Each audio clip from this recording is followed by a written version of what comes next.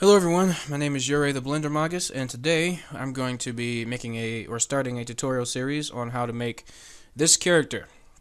This character was provided to me by a friend of mine here at school named Maddie. I'm going to talk to her later, see if she has any links to some of her artwork online, and I will post that in the description once I get that information. But she created this character sheet for an assignment, and I thought it was a pretty simple and cool design to show you guys how to model in the new Blender 2.8. Now keep in mind that Blender 2.8 is still in its beta state, so it's a little unstable, so be sure to save frequently when you're working on this project, or any project in Blender 2.8 for that matter. But without further ado, let's get started. Now, I think it's a good idea to show you just a few things about the interface that have changed if you're not up to speed. Obviously the look has, but you'll notice that we don't have any more layers. That's because they've switched to a collection system. So that was basically our properties panel in Blender 2.7 is our now collection tab.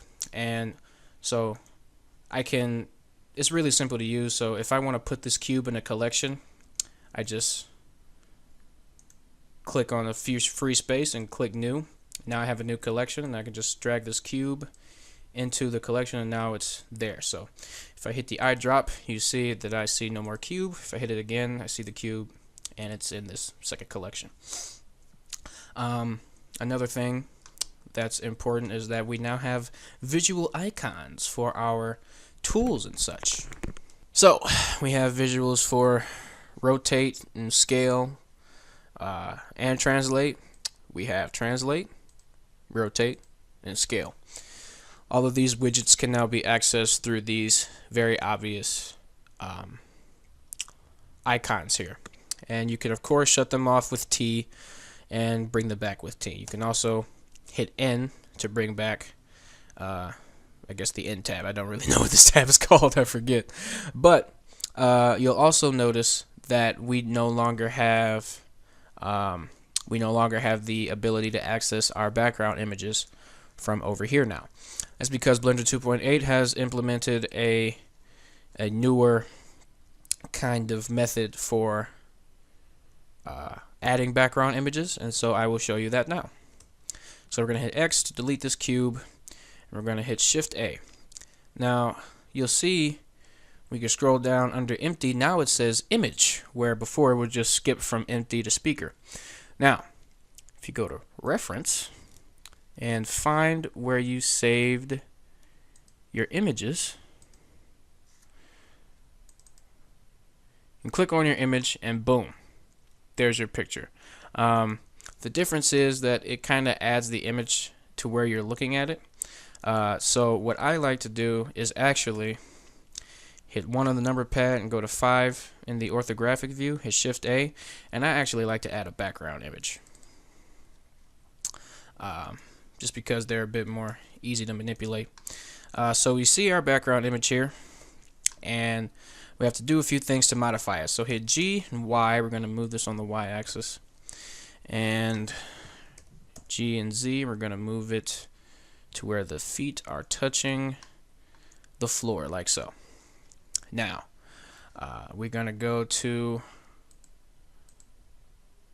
our image panel, which is here it is right here, the one that has the image icon. So we need to do a few things to get this image ready to use for modeling. So we're going to switch this from the depth from back to front, so that way if I add a cube, you'll still see the image in front of it. Alright, now the next thing we want to do is change the transparency. So we're going to change this from 1 to 0.5. And now we can clearly see our cube through the image, even though it's placed in the front. And what's really cool about this is, even though our cube is further away from the image, it still acts as if the image is transparent through the cube, which I think is pretty cool. And you have a more visual representation for where your images are in the 3D view. So we're going to do the same thing again. We're going to go to 3 on the number pad, and we're going to Shift A, image, background, click the same one. and we're going to move it on the z-axis to again where the feet are kind of touching. We can hide this for a second and get this placed properly. Now another thing you can do to keep the images in the same axis on the z is you go here and you look at the offset y. Okay, so this is at negative 0.5. This is also at negative 0.5. So just make sure that those are in the same spot, and your image will also be in the same spot. Now, next thing is to go and make sure that we put this in the front. Change this to 0.5. Then if I unhide the cube, you'll see that now it works. When I hit one of the number pad, I can see the front view. Two of the number pad, I can see the side view. And of course for the side, let's of course move this on the y-axis to kind of line up in the middle there, like that. So that is the basic setup for this character. To get started modeling, I'm again going to delete this cube and hit Shift A, add a cylinder. I like to start with cylinders now because it's easier for me to get the shape correct. We're going to click this Add Cylinder panel down here, and it'll expand to have our options for editing the cylinder that we've created. So we're going to change the vertex count to 12, and we're going to change the radius to about, let's make it 0.3. And the depth is fine. We're going to change this indigon to nothing. Okay. Next thing, we're going to align this front image to the center here. And what's neat about this image is that his zipper can act as the front line. So even if it's off by a little bit, you'll still be modeling directly in the center. Because of how she created her model sheets. Now, one thing to be aware of is that the snout on these two images are not in the same place. That's not a problem. We can always adjust our 3D view to match the side images when we need to get the proper proportions. But for now, we're going to be working on simply blocking the character in. So select your cylinder and tab into edit mode. Hit G to grab, Z on the y-axis, and we're going to move this up. Left click. Now we're going to hit S and Z and scale this down on the Z axis. In other programs this would be the Y axis, but because Blender is weird, that's the Z axis. So we're going to scale this, or not scale this, so what I do is hold Alt and right click to select this ring of vertices. Oh yeah, and another thing before we get going good here is A is only select now. It's not deselect. So you see I hit A to select it, but if I hit it again, nothing's happening. Now if I double tap it really fast, it'll do it, but usually if I hit A, I hit it again, and I hit it again, it doesn't deselect. Deselect now is Alt A. So it's A, double tap A, or A and Alt A. I know that's confusing. Just stick with A and Alt A and you'll be fine. Alt A is deselect, A is select. So just remember that. Now, for proportioning this cube, again, we're going to bring it down to this part here, like so. And then we're going to bring this up to match the neck. And we're going to bring it to about here. All right, then we're going to scale this down and move it on the y-axis. We're going to scale this down. Oops. I'm going to scale this down and move it on the y-axis also. Now, we have to scale this on the x-axis to fit the width of his waist, and I think we're actually going to move this up to about there so we can just get the jacket. Now, I'm going to add another ring of vertices in here and scale this up. We're going to put this right here where the top of this cone-shaped jacket is. And we're going to put another edge loop here at the closer to the bottom. I'm going to scale this on the x-axis, so hit S and X, and there we go. So now we have to fix this in the side view, so hit S and Y this time. hit G and Y, and we're going to move that forward. Same thing with this, S and Y, and then G and Y, and move it forward. Now, we're going to put an edge loop here, and we're going to scale this to better match the shape of the neck, like so. I'm going to move this back to do the same. I'm going to select this ring of vertices, or not select rather, but hit Control R to add. And we're going to hit G and Y and just bring that back. And then we're going to scale both of these on the Y axis a little bit more and then move them back. And then this one can benefit from a little bit more scaling. There we go. Okay. And of course, we scale this down and bring this up.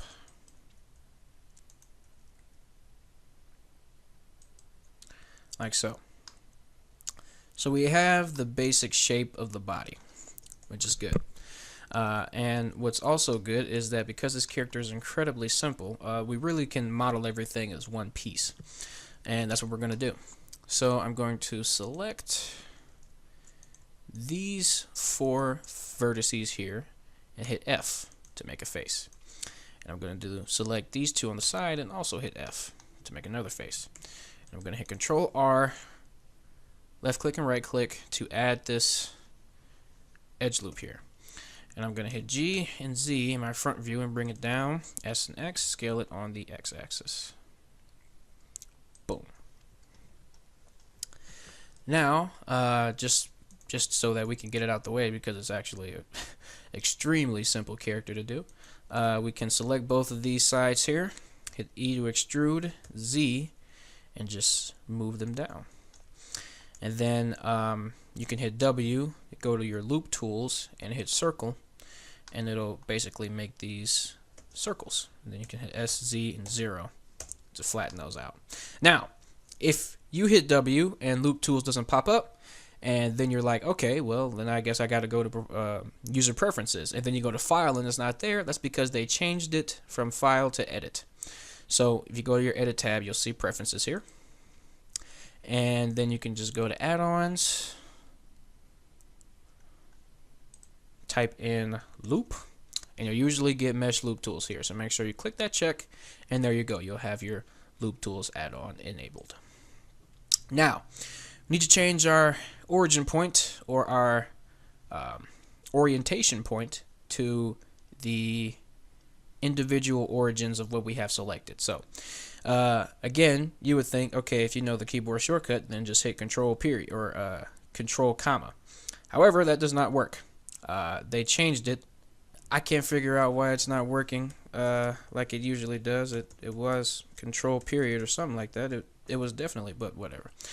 So if you can't change it the keyboard shortcut way, the other way to change it is to go here and click individual origins. And now when I hit S to scale, it'll scale those individually. So we can just put those right here, scale those down.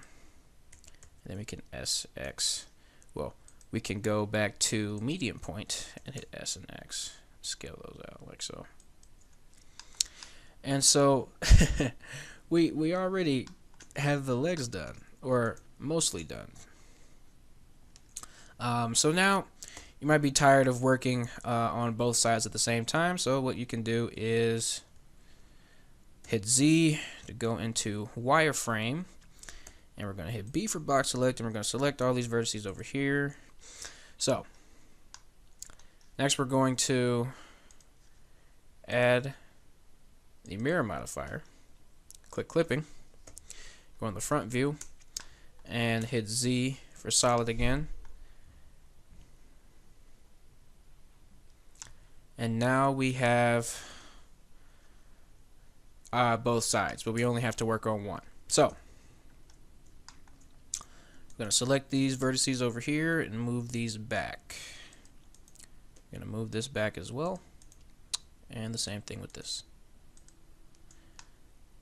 Now I'm going to select these two, hit G and Z, move these down. These are going to be the bum. So select those, move them this way, and we can work on getting the full shape of it later. But for now, we just need to move these vertices in the correct position. We can just extrude that. In fact, let's do that now, because it's really a simple fix. So select this face, hit E to extrude, Alt Q to smooth it, or W, and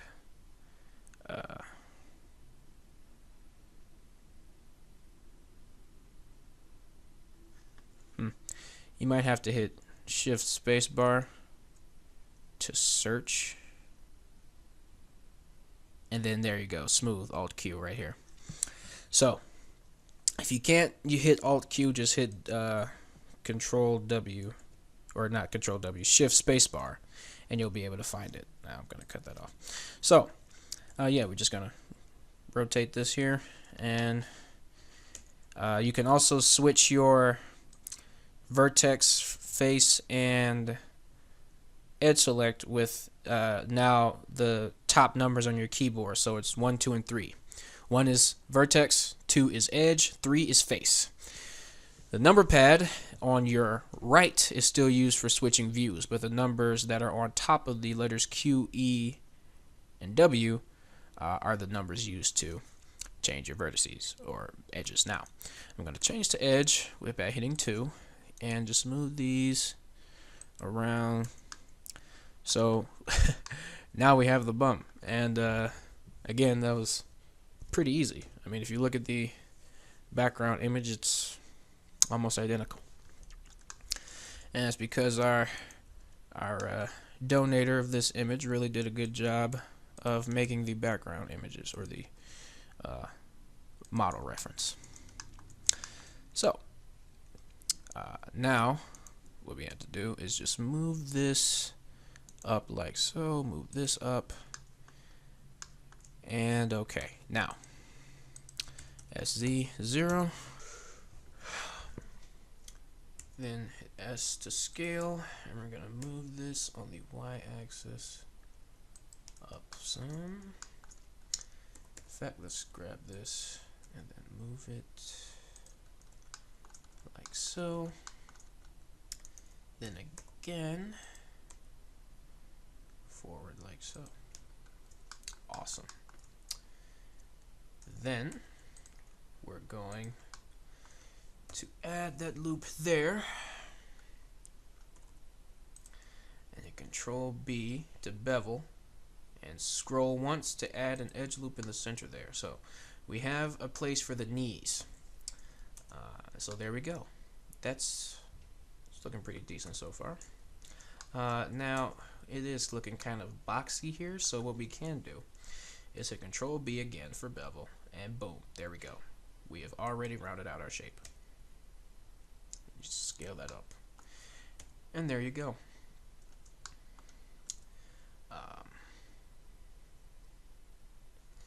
So we can make some quick modeling fixes here. If we hit 3 on our top keyboard to go to face mode, we can edit the shape of this little jacket pouch here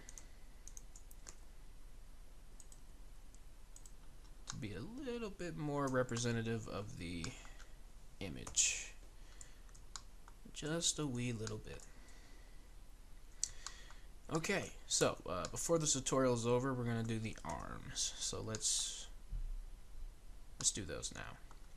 So for the arms, let's go hit 1 on your top number thing and reshape these into a somewhat circular form.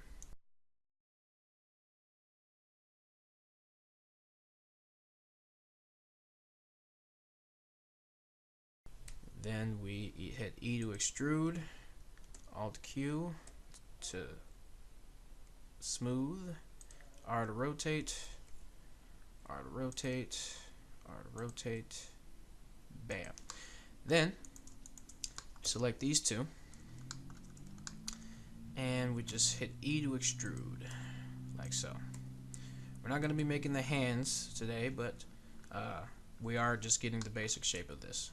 So Then we're going to hit W, loop tool, circle, like so. And we're going to bring those down. Now, as you can see in our reference image, the shoulder is a bit further back. So in order to fix that, select all of those, GY, bring those to the back, like so. Then you bring these to the back also. Then you can hit 2 on your regular keyboard for numbers. Then 3 again. Whoops. And just hit G to grab, move that up. Control R to add a loop here, another loop at the bottom. S to scale. Control R to add a loop in the center. Control B. Got your 3 loops. There we go. So, as you can see, we are extremely quickly getting the shape and size of our character that's almost directly proportionate to the background image we have. And because this character is so simple, I'm really hoping that everyone will find having an easier time following along in the creation process, because it's incredibly simple. I'm just going to add a bend just to help with rigging. Okay, so that is the base mesh for our character. We're going to continue this tutorial in a later episode. So the last thing we're going to do is hit W and shade smooth. So now it looks nice and smooth. And you could pop on a little subdivision surface modifier if you feel like it. You know, make it look extra cartoony smooth.